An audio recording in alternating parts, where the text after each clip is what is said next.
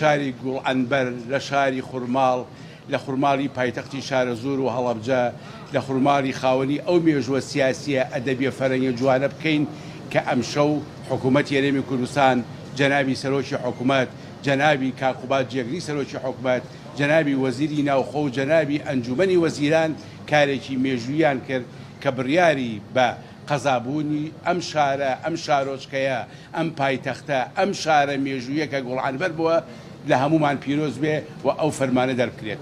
جێخۆیەتی سوپاسی ئەو لیژنەیە بکەین کە لیژنەیەکی ماندوون بۆ بە دوواداچوون بۆ هەوڵدان بە قەزابوونی شاری خورماڵ قەزابوونی شارۆچکەی خورماڵ ماندوو بوون هەوڵیان داوە سەردانی ناحیەکەیان کردووە سەردانی قەزای هەڵەبجەیان کردووە و سەردانی محافەزەی هەڵەبجەیان کردووە.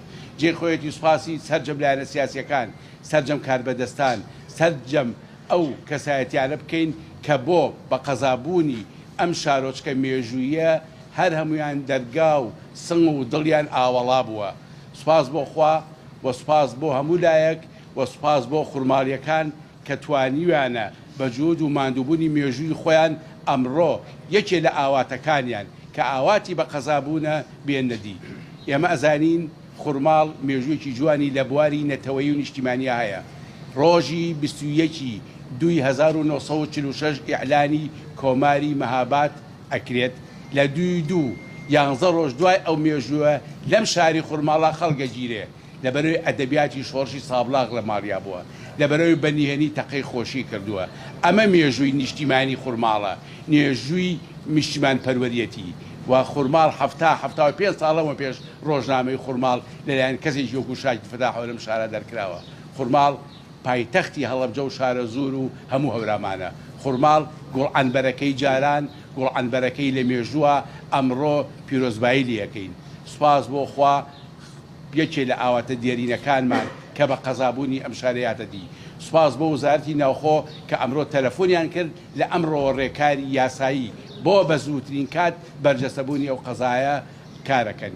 هیوادارین لە ئایندەیەکی نزیکدا کە لە گردی گۆ داخلی جادەی خورماڵ بەرەو هەورامانە بین لە جیاتی ناحیەی خورماڵ بنووسێ قەزای خورماڵ و لە جیاتی جەنابی کاک فەرەیدون وەکو مدیری ناحیە هەر کاک فەرەیدون وەکو قایمقامی قەزای خورماڵ دەست بەکار بێ.